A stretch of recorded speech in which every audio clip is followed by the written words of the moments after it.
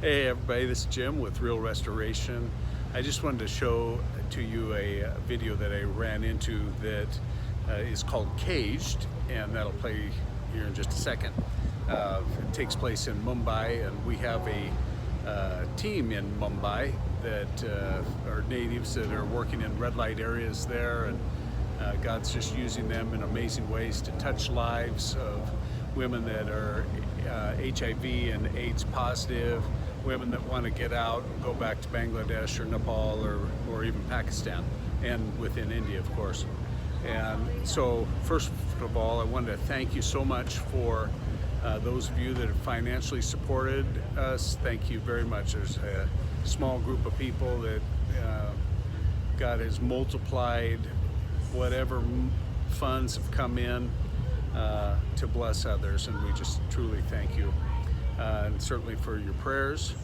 Oh, by the way, I'm on a ferry boat in Washington State, and this is where my wife Carmi's being treated for cancer. So after we got out of a clinic today, we decided to go for a ferry boat ride, and now we're coming into the dock. Let's see, that's the city of Seattle, and or part of the city of Seattle. Anyway, so here's the movie Caged. God bless you. Have a great day. Bye-bye.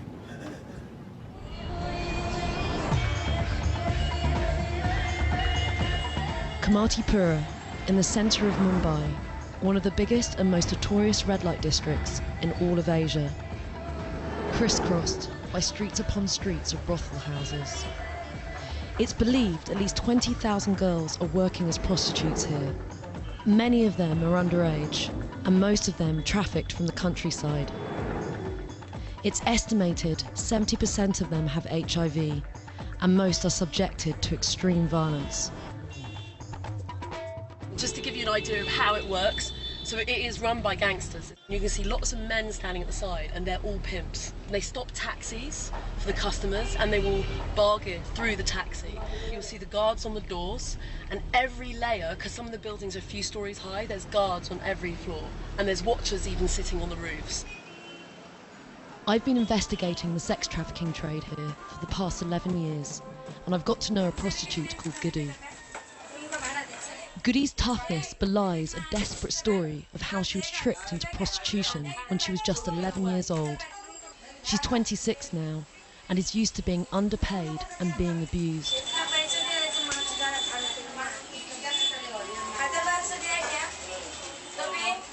She fights hard for her cash and unleashes a torrent of abuse on her client.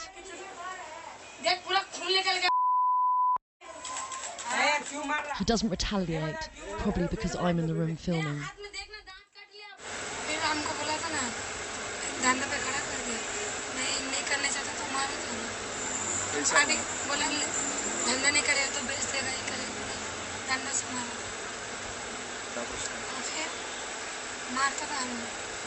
Were you very scared?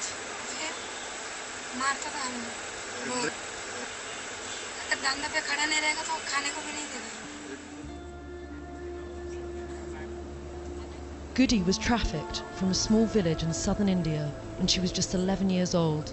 Like thousands of others growing up in extreme poverty, she was desperate for a better life and for the chance to earn some money, making her easy prey for the traffickers.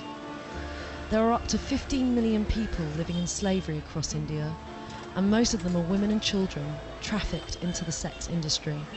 हम लोग बहुत गरीब हैं। तो औरत को मैं बोला, मतलब हम लोग चोरा एक का काम करते थे हम लोग दूसरा का घर पे गांव में। फिर मैं बोला जो हमको किधर खाने पीने का रहेगा, महीने में 400-500 रुपये मिलेगा, उधर रहेगा, मेरे को ऐसा काम पे लगा दो। जब भी मैं 11 साल उम्र था मेरा, बहुत छोटी मैं आई, तो उधर जब भी लेके आया तो देखा एक 14 गली में कमाटीपुरा में लेके आया। तो मैं बोला मैं नहीं करूँगी, मेरे को ट्रेन में बैठा दो, मैं चले जाऊँगी घर। तो मेरे को बहुत मारा था लोग। तो जो औरत के पास मेरे को छोड़ के गया, वो औरत मेरा ऐसा हाथ पकड़ा था, उसके लड़की मेरा पैर पकड़ा था, वो कस्टमर मेरे पास ज़बरदस्ती बैठा था। 3 महीना मेरे को जे हॉस्पिटल में दिखा, 3 महीना।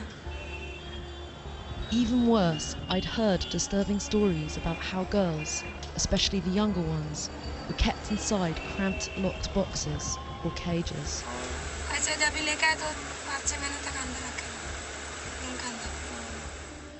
Goody told me the madams here routinely lock the girls up and abuse them, to break their will, to make them do as they're told. After years of trying, and with the help of a local guide, I managed to get inside, to get a rare look at these slave conditions for myself. Endless corridors lead to caged areas where the girls are held behind bars.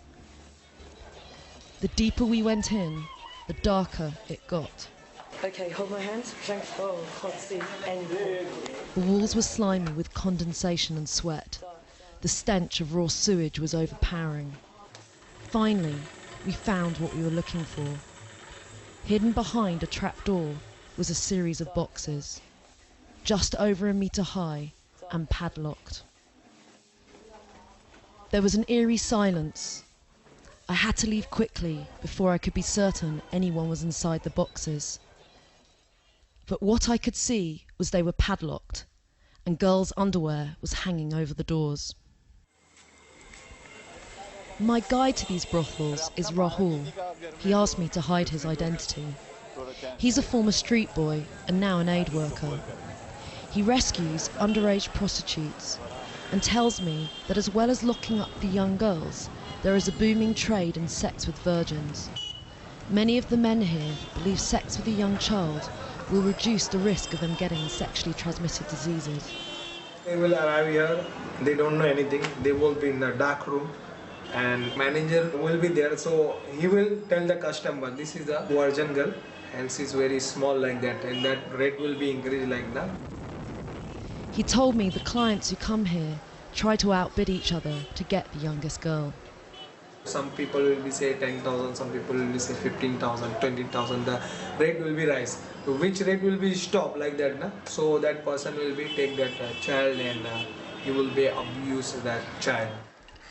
A few years after Goody arrived in Kamatipura, she tried to get out, but her attempt failed. जो police के पास जाना चाहिए, तो police के पास गया, मैं complaint करने गया, मेरे को ही अंदर डाल दिया, तो मैं इधर चेंबूर में 3 महीना था। जो घर वाला है, वो मेरे को 60,000 जमीन में मेरे को छुड़ाया, क्या जमीन में छुड़ाया मैंने। बाद में फिर वो रखा, वो भी 3 साल पैसा खा गया। The police are part of the problem in Kamatipura.